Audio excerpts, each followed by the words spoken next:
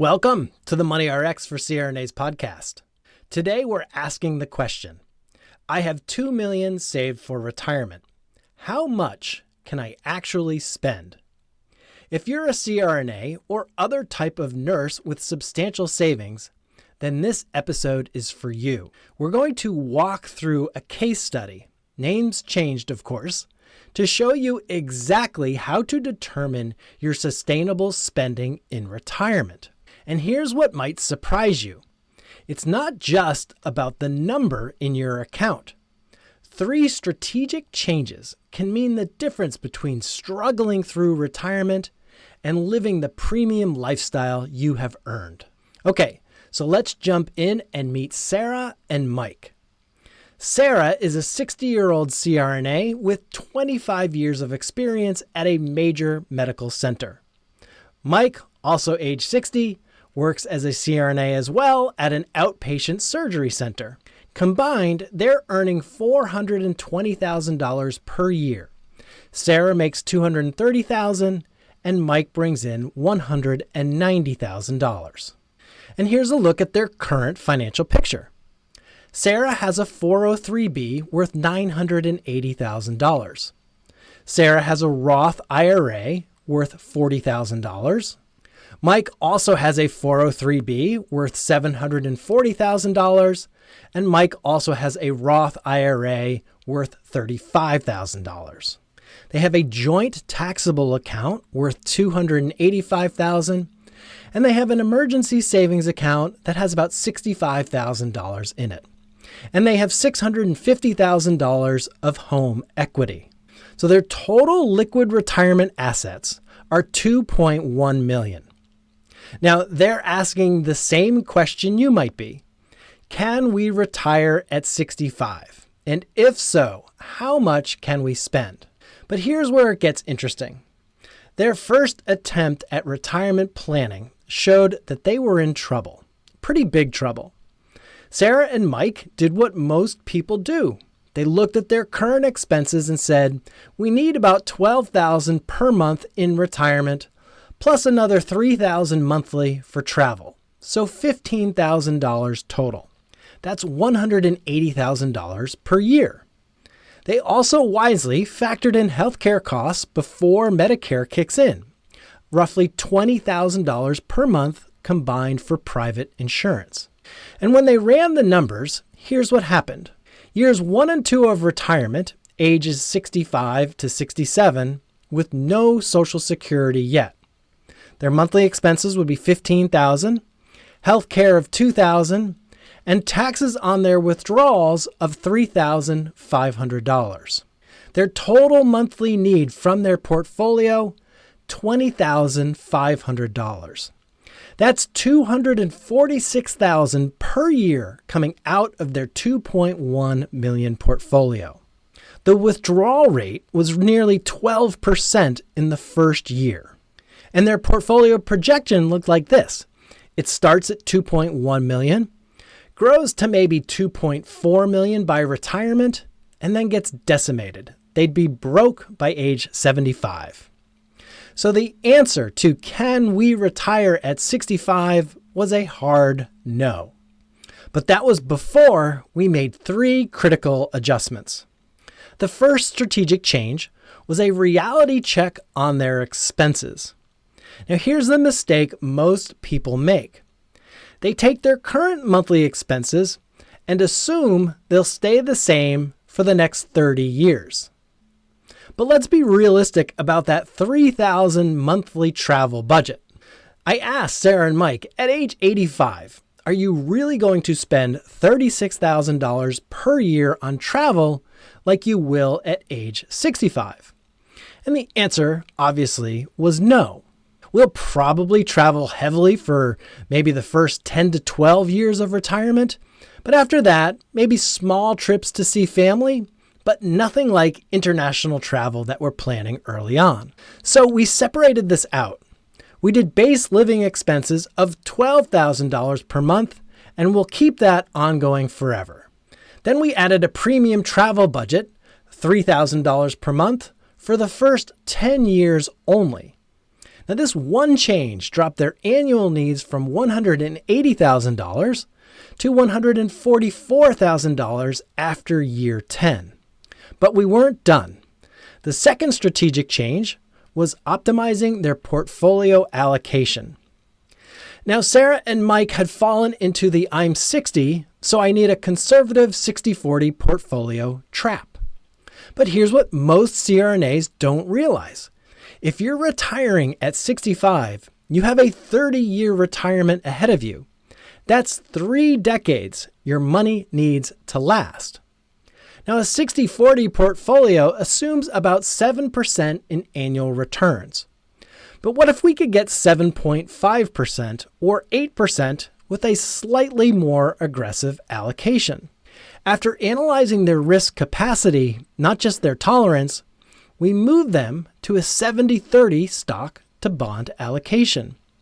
This is still conservative for their situation, but it assumes roughly 7.8% annual returns instead of 7%. Now, that might not sound like much, but over 30 years, that extra 0.8% annually is massive.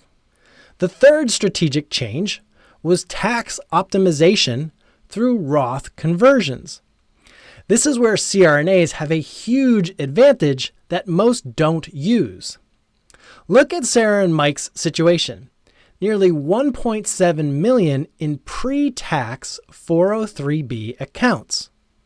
In retirement, every dollar they withdraw gets taxed as ordinary income. But they have something very precious, those gap years between retirement and Social Security at age 67. During those years, they'll have low taxable income, and this is perfect for Roth conversions. So our strategy, convert enough from their pre-tax accounts to Roth accounts each year to max out the 12% tax bracket.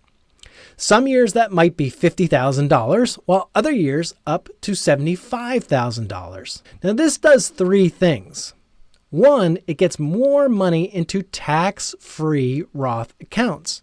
2, more importantly, it reduces future required minimum distributions. And 3, it lowers their lifetime tax bill by hundreds of thousands of dollars. With these 3 changes, let's see what happens to Sarah and Mike's plan. So their new withdrawal pattern. Years 1 and 2, ages 65 to 67, $195,000 per year from their portfolio. Years 3 through 10, the premium travel years, $165,000 per year. Years 11 plus, we'll call base retirement, $144,000 per year. Now their withdrawal rates. Year 1 is 8.1%. Now that's high, but it's very temporary. Year 3, 6.2% when Social Security kicks in, and years 10 plus, 4.2%, which is very sustainable. And the portfolio projection, instead of running out of money, they're now projected to have over $4 million at age 90. But wait, it actually gets better. The bonus scenario is that early retirement is possible. Remember, Sarah and Mike are CRNAs. Burnout is real in your profession. What if they can't make it to 65? So we ran the numbers for retirement at 62, and the result, they'd have about $1 million less at age 90, but they'd still be in excellent shape. Even more dramatic, what if they retired today at 60? The result? They'd end up with $2.5 million less by age 90, but their plan still works. This is the power of proper planning. They went from we can't afford to retire at 65 to we could retire today if we really wanted to. Now here's what this means for you. Your numbers will be different, but the framework is the same. If you're a CRNA with $2 million in retirement savings, here's what you need to know. For sustainable spending levels, I'd say a conservative estimate is $120,000 to $140,000 annually. A more moderate estimate is $150,000 to $170,000 annually. And an aggressive mindset with Roth optimization, probably $180,000 plus annually. The key variables affecting your number. Number one is your geographic location. $120,000 goes much further in Tennessee than California. And two are healthcare assumptions. Are you planning for long-term care? Three are legacy goals. Do you even want to leave money to family? And four is risk tolerance. How much volatility can you handle? Okay, your action steps. This week, I'd suggest calculate your true annual expenses. Don't guess. Look at 12 months of bank statements. Then get your Social Security projections by going to ssa.gov. And list all your retirement accounts and current balances.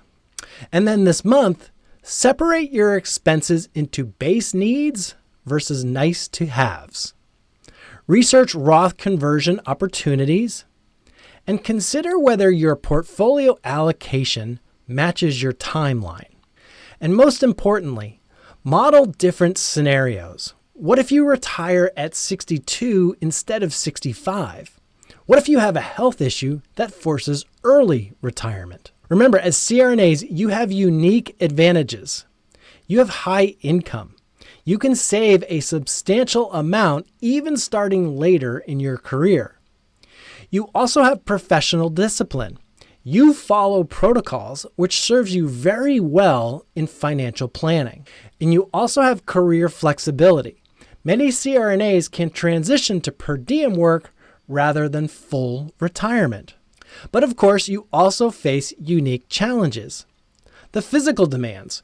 Your career might end sooner than planned. And you have shift work stress. This takes a toll over time. And many have pre-tax account concentration. Most of your savings are probably in pre-tax traditional 403bs. The key is planning for both the advantages and the challenges. Sarah and Mike's story shows you what's possible with the right strategy. Again, they went from thinking they'd have to work until 67 and scrape by in retirement to realizing they could retire early and live well. So the difference wasn't earning more or saving more. The difference was optimizing what they already had. If you're a CRNA with substantial retirement savings, your next step isn't more accumulation, it's optimization. Do not leave hundreds of thousands on the table because you're using rules of thumb instead of a personalized strategy. Your retirement should be as carefully planned as your most complex case in the OR. Okay, that's a wrap for today. If you're a CRNA approaching retirement with significant savings and want to explore what's really possible for you, reach out. Remember, you didn't spend years training to become a CRNA by accident. You invested in your education to maximize your earning potential. Now it's time to invest in the planning to maximize your retirement. Don't let DIY planning cost you your dream retirement. Make sure to subscribe to MoneyRx for CRNAs and share this episode with any CRNA colleagues who might benefit. Until next time, take care of your financial health with the same dedication you bring to patient care.